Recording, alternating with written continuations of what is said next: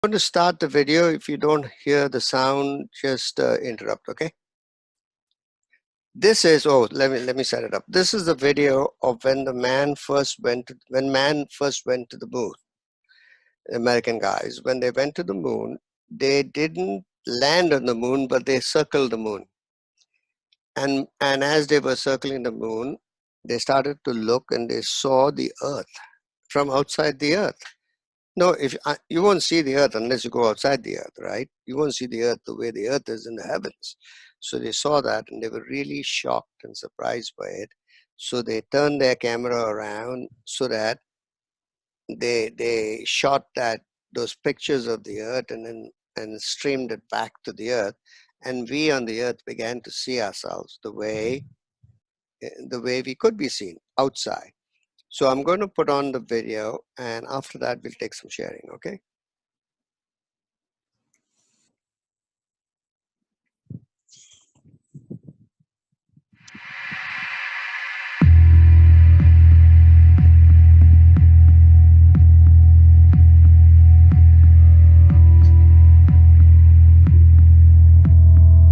In 1968, Apollo 8 went to the moon.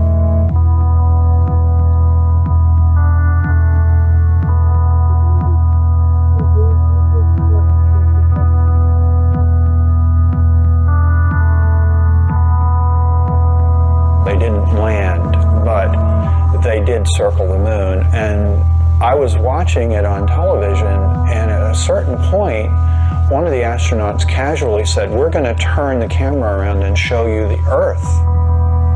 And he did. And that was the first time I had ever seen the planet hanging in space like that. And it was profound. I think that for me, like for many other people, it was quite a shock. I don't think any of us had any expectations about how it would give us such a different perspective. I think the focus had been, we're going to the stars, we're going to the other planets, and suddenly we look back at ourselves and it seems to imply a new kind of self-awareness. One of the astronauts said, when we originally went to the moon, our total focus was on the moon. We weren't thinking about looking back at the Earth. But now that we've done it, that may well have been the most important reason we went.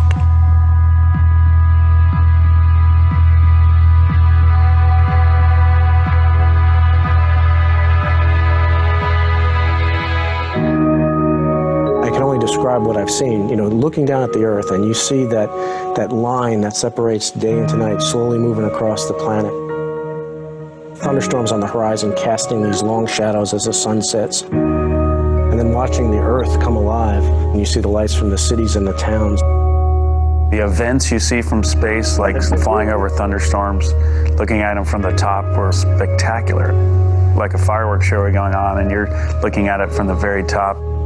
You know, shooting stars going below us, or you know, dancing curtains of auroras. It's just very hard to describe all the, you know, the colors, the beauty, the motion.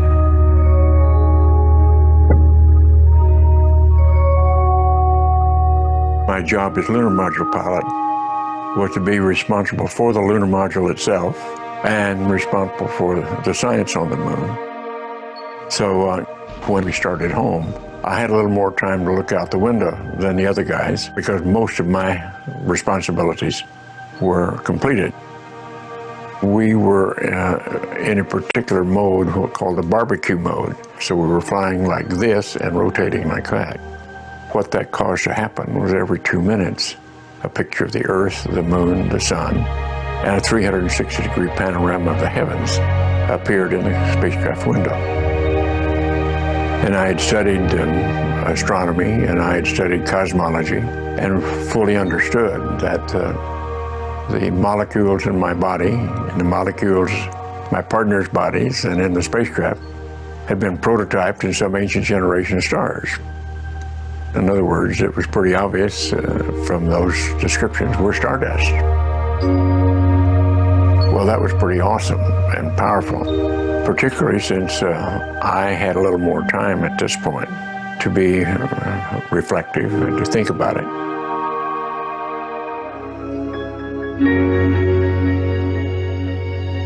When we look down at the Earth from space, you know, we see this amazing, indescribably beautiful planet. It looks like a living, breathing organism, but it also, at the same time, looks extremely fragile. Because you go outside on a clear day and it's the big blue sky, and it's like it goes on forever, right? And how could we possibly, you know, put enough stuff into it to fill it up with things that really change it? And yet, you see it from space, and it's this thin line which is just barely hugging the surface of the planet.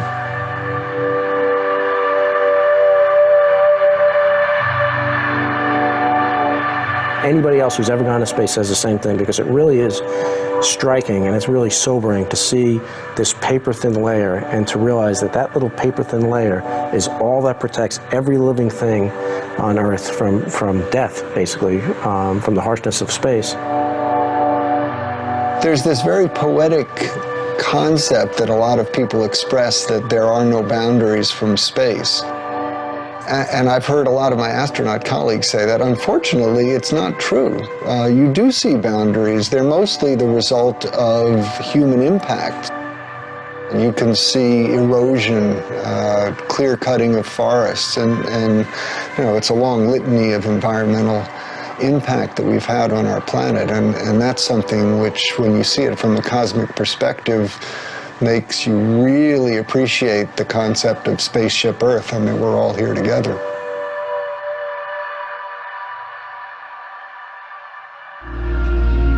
We humans are responsible for ourselves, and if we are endangering our future, then we've got to learn how to do it differently and to go forward into a sustainable period.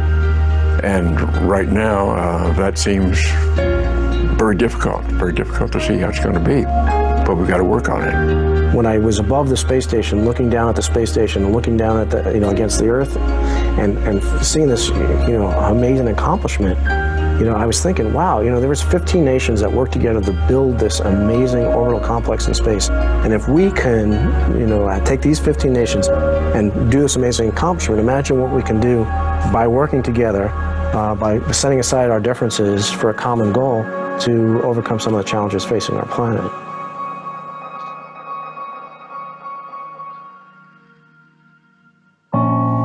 We have this connection to Earth. I mean, it's our home. And I don't know how you can come back and not, you know, in some way be changed. It may be subtle. You see differences in, you know, different people and the just general response when they come back from space. But I think collectively, everybody has that emblazoned on their memories, the way the planet looks. You know, you can't take that lightly. It really, you know, you realize that you've been blessed by the opportunity to see that. It really does look like this beautiful oasis out in the middle of nothingness. And if you have a chance for your eyes to adjust and you can actually see the stars in the Milky Way, you know, it's this oasis in against the backdrop of infinity, you know, of this just, you know, enormous universe behind it. And it's, you know, really a very moving experience to be able to see that with your eyes. You look back at it and it's placed perfectly from the sun to take care of us, and you kind of take that reverse roll on about, okay, well, we need to be taking care of it too, so that it can continue to do that for us. And I don't know how you can't have a greater appreciation for it after you see it that way.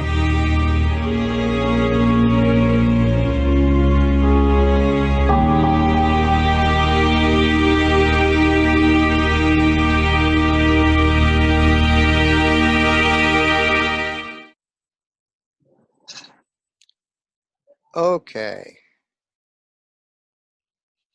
So, anybody like to share something from what you saw? Yes, please go ahead and speak. Yeah, Freddie, this is Rohit here. I was invited by Rashmi to join, and I'm probably hearing you for the first time. Right. And really great to listen to you. And I think, you know, what you're shown, what this video, from the perspective, what I see is this is going to be a new world order. Yeah, I think this is going to be a new world order for us. And I'm positive that human beings are adaptive, and we will be adapting to this new world order. And for me, I think what is most important is that we will have to probably get new skill sets to be this new world order. Very And good. the earlier we accept and adapt ourselves, I think we'll be more tuned to live into this new world order. That Very will be good. Very well said. Thank you very much. Yes, somebody else, somebody raised a hand and I. Yes. Yes, please, Anil Kumar, Mrs. Kumar, go ahead. Veda. This is Veda. Veda, yeah. I met you long back in 1983 in Mumbai. There was always a discomfort and fear underneath in the belly. Whenever I would read the newspaper, and we knew that the things were going wrong, but were feeling helpless, continuing to goal sets that we would set only in the direction of amassing more. And this was sort of, I was wondering where it would stop. I mean, how would things ever change? I think COVID has been a blessing because never expected such an economic standstill, in fact, a lockdown, because I heard that the last lockdown was only in 1918, in fact, and I don't think anybody is living today. My father is living today. He was born in 1920, and naturally he would never have seen such a thing, in fact. I'm really happy. There's a surge of happiness that I'm experiencing, that yes, there is something very, very, very positive for us to look forward to, where we will, the three changes that you have mentioned, I mean, that is really going to be a beautiful gift for the children and the coming generations. Very good. Very good. Thank you so much. Yes. Somebody else. Can I add up? Yes, please. Niranjan. Sorry, who was that? Yes. Sangurni. Let me first have Niranjan, then we'll have you, okay? Go ahead, Niranjan. Hi. Thank you. This is Niranjan. I was invited by Mr. Jagdish, I think, online. I like the idea which they said in the video previously. What they said was, if 15 people could create such a huge thing, and if we could achieve such a beauty, then what the entire planet came together, and what if we could achieve something great? Yes. So, okay, you previously spoke about sustainable economics. Yes, we understand it. What I would relate to this as, in our system, we have hierarchies. So, how do we generate something great? Okay, we work for our money. We work for money. So, what is the other alternate which we can create in economics, so that they work for that, not just for the money? Well, there is not a real problem with money. I think there's a problem with the model of economics that we work inside of. In the model that we work inside of, it is focused on, first of all, the driver is growth. We got to grow. Every company has got to grow. Every country has got to grow. The GDP has got to grow. This has got to grow. Everything is growth, growth, growth. Nobody, especially the people who are corporate types, you cannot, or even entrepreneur types, you cannot have any conversation with them that doesn't have growth in the background and a measure of growth. Now that is like the people back in the old days when they said the earth was flat. The earth was flat. And you couldn't have any other conversation with them about the earth being round. That's the situation we are in right now, called growth, growth, growth. It's obvious growth is not sustainable. It's obvious there needs to be another model, but people are so much in that, no, it's got to be growth, got to be growth. But they cannot even see that they're going to fall off the mountain if they keep growing, right? So one is education.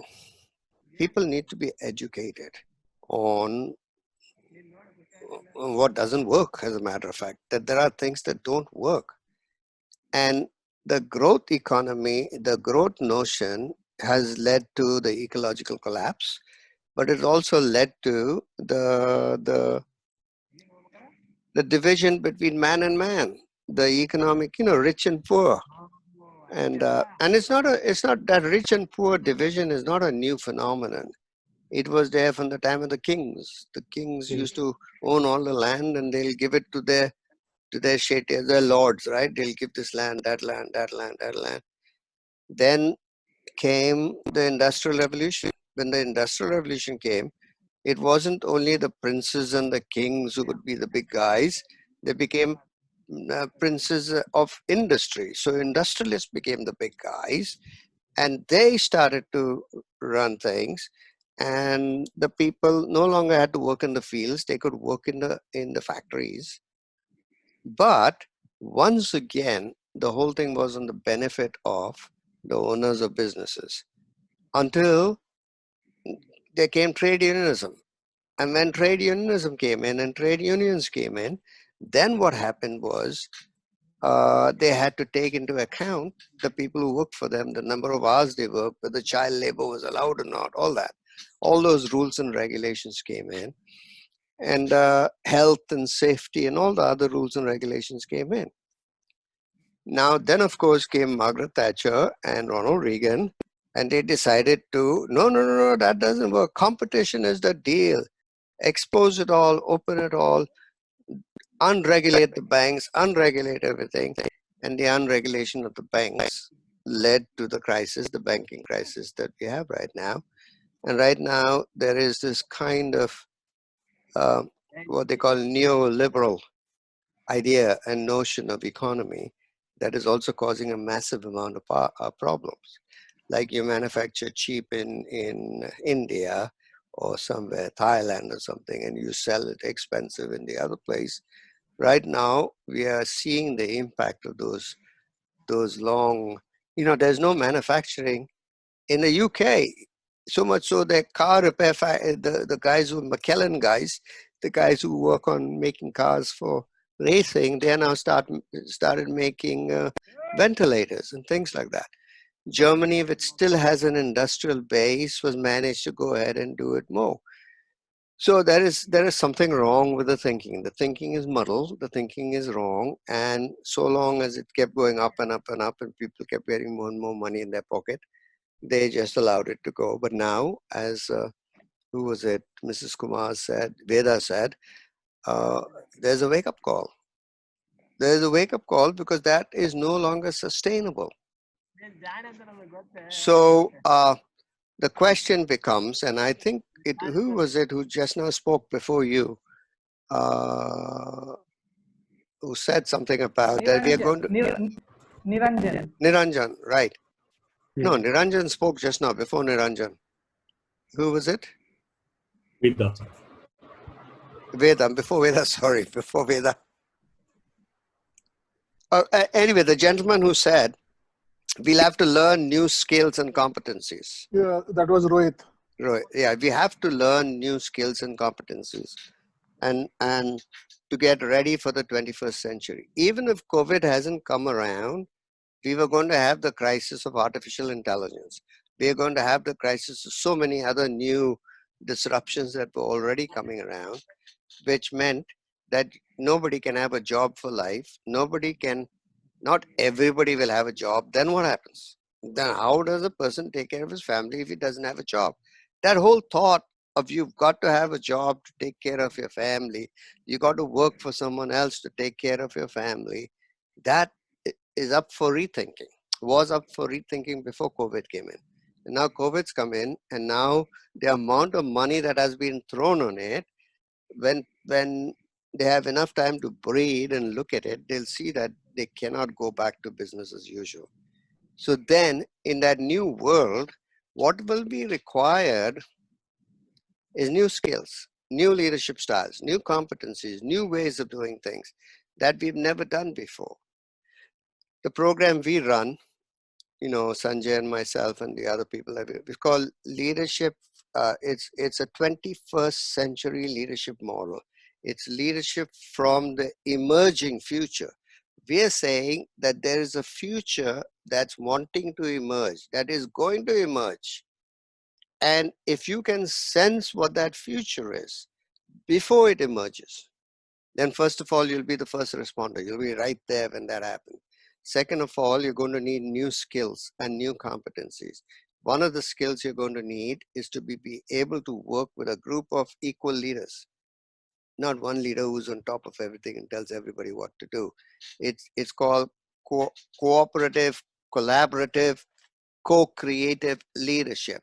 So you're going to have to learn skills of working with other people, dialoguing with them, being able to take on their ideas and give them your ideas, being able to create something that never existed before by putting together the intelligence of many people and the ideas of many different people so that you come up with new solutions that never existed before. And of course, COVID-19 has made it very much sharper and very much more poignant. We are going to have to come up with solutions that have never come up before. You know, we'll come up with a vaccine, and in the old days, whoever came out with the vaccine will clamp on it so that they can charge the highest possible price and say it's because of our research and development effort. Now, that is not going to fly anymore because too many people all over the world have been affected by this.